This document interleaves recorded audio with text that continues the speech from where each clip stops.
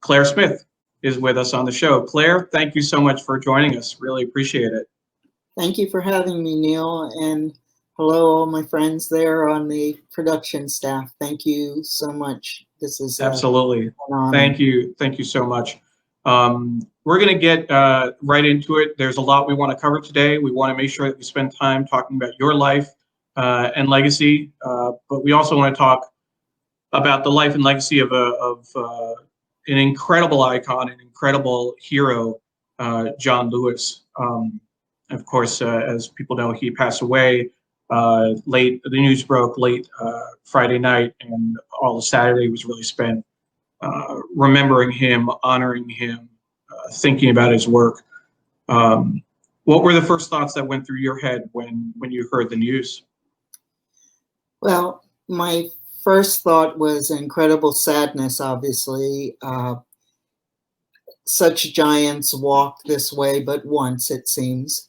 But my second thought was gratitude, because this is a man who dedicated his entire life from high school on through his home going to this nation. And it was a selfless, brave journey that he walked. And I think that the amount of love, outpouring, curiosity amongst the youngsters in this country about who John Lewis was and what he meant to this country, I think that has him smiling today. I think that he is seeing the legacy, the impact of his legacy, and it is with gratitude that I say, thank you, sir. Rest in power. You were a tremendous American and a tremendous world citizen. Absolutely. I think that everyone should read. We can skip ahead, and I'm going to show it online so we can show some of the pictures. The New York Times editorial about John Lewis is a must-read. There are so many articles out there. There's a picture of him when he was arrested during the civil rights era. But if you scroll through the article, we'll get through some of the ads. I'm sorry, it's the obit that we want to share. That's the editorial is a great piece in terms of talking about his life and legacy, but the pictures are really in the obit. So we will get that for you just a moment. This is the piece that I want to share just in terms of the images of his legacy, being beaten by a state trooper during the march in Selma, Alabama, and marching with the Reverend Dr. Martin Luther King from Selma to Montgomery. That's him on the just to the left of center, with the fellow freedom writer James Sperg after they were attacked by segregationists. The story of how they were attacked, they had a mob meet them at the bus station and just brutally attack people, men, women, and children, attacking them. John Lewis with President Obama at the 50th anniversary. We'll also be showing a video of his introduction to the president in just a moment. This was him and James Bevel again stood inside the door of a Nashville restaurant during a sit-in. What people don't realize, some people don't realize how young he was during the civil rights era and when he came to prominence. This is him at a sit-in in Congress when they wouldn't vote on gun rights legislation after the shooting. I want to end this part with a quote, with a tweet that that John Lewis had, which I think is very powerful, and I think it's worth sharing now. We're sharing again at the end. Do not get lost in a sea of despair. Be hopeful. Be optimistic. Our struggle is not the struggle of a day, a week, a month, or a year. It is the struggle of a lifetime. Never ever be afraid to make some noise and get in good trouble, necessary trouble. And he threw in the hashtag good trouble, and that's been a a rallying cry for people. While he was with us, and even after he's passed. What can you tell us, Claire, watching him, watching his career, watching his arc? Many of us only knew him as a congressman, as a elder statesman. You had the chance of seeing him evolve over time. What was that like? Well, it's very easy to forget how young people were when they first got involved in such a great movement. He was 23 years old when he spoke at the Lincoln Memorial during the March on Washington. He was 23 years old and just wanted the world, and he wanted it yesterday.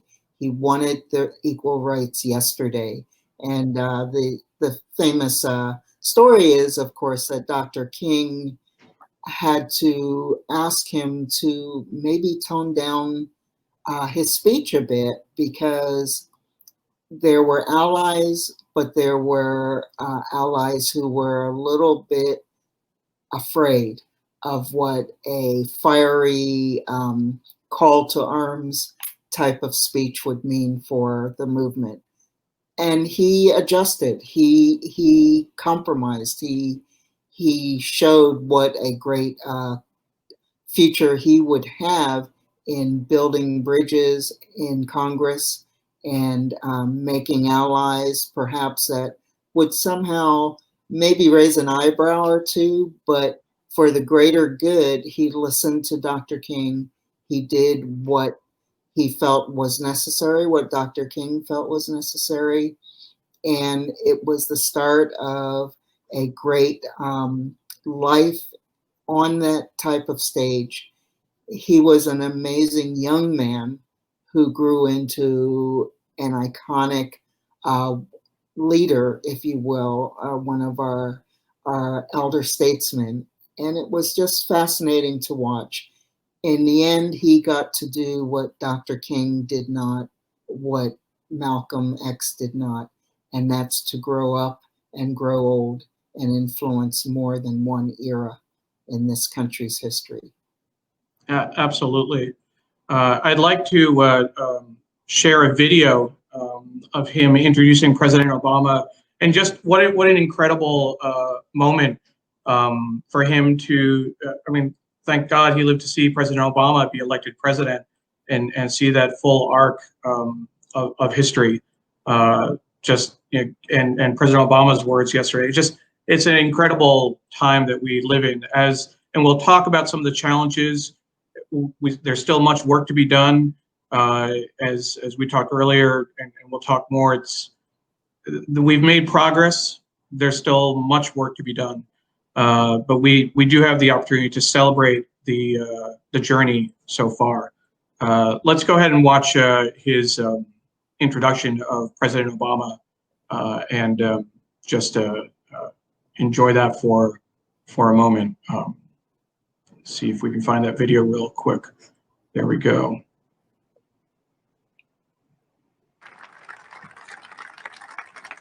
On that day,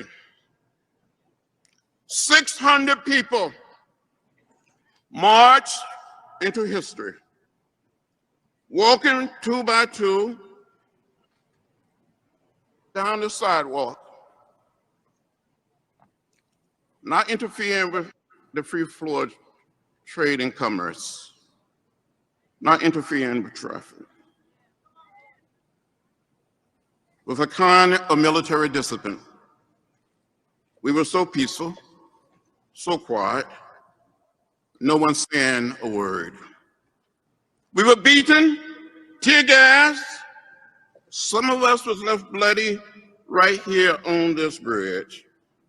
17 of us were hospitalized that day. But we never became bitter or hostile.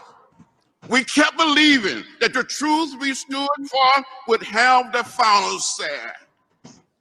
It is a great honor for me to return to my home state of Alabama.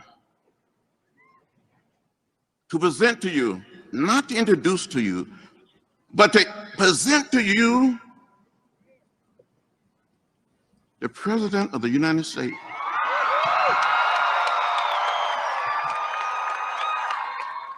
If someone had told me when we were crossing this bridge that one day I will be back here introducing the first African-American president, I would have said, you're crazy, you're out of your mind, you don't know what to talk about. President Barack Obama.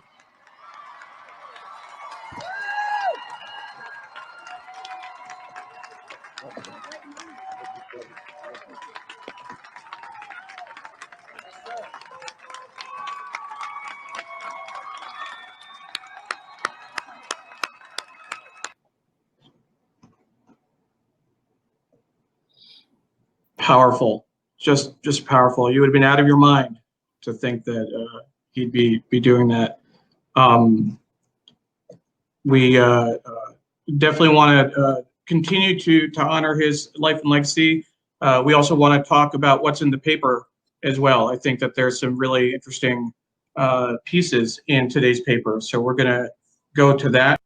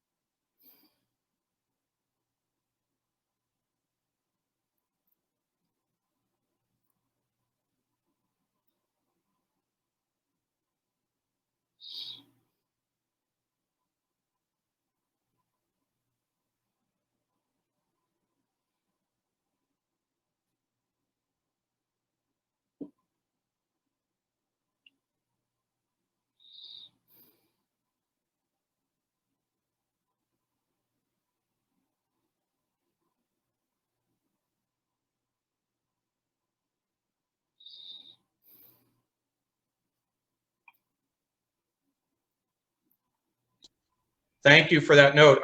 Can you hear me now? I apologize. So let's just go back. This is the civil rights icon turned conscious of Congress in terms of the front page.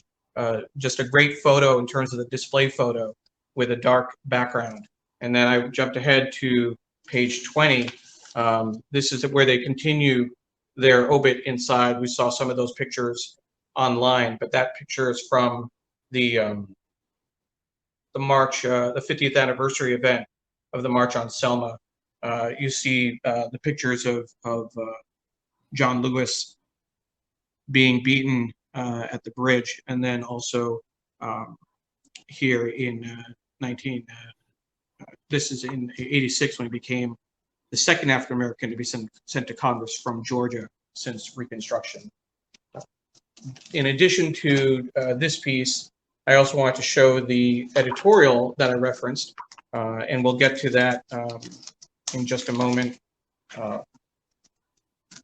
And let's see, and interesting. So I guess it must have been in yesterday's paper, the editorial. They must have had that early, which is one of those things in terms of the timing of print and online. But these are definitely some good tributes, and I think there are some other Sunday Review items as well. So we'll get back to showing Claire on the screen.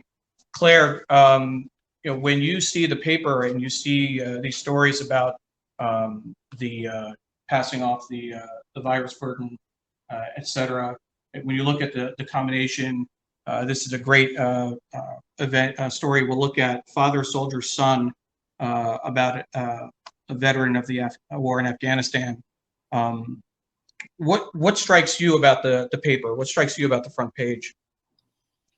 Well, I think that what served me well today, it was so necessary to have a piece like this, is Nicholas Kristof's piece about in all the grimness, there is hope.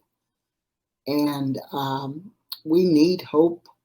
We need the kind of hope that John Lewis never lost, because there are so many of our fellow citizens who are passing because of a virus, and those of us they leave behind will forever question if there was a necessity or even a dereliction that led to these losses, these unfathomable losses.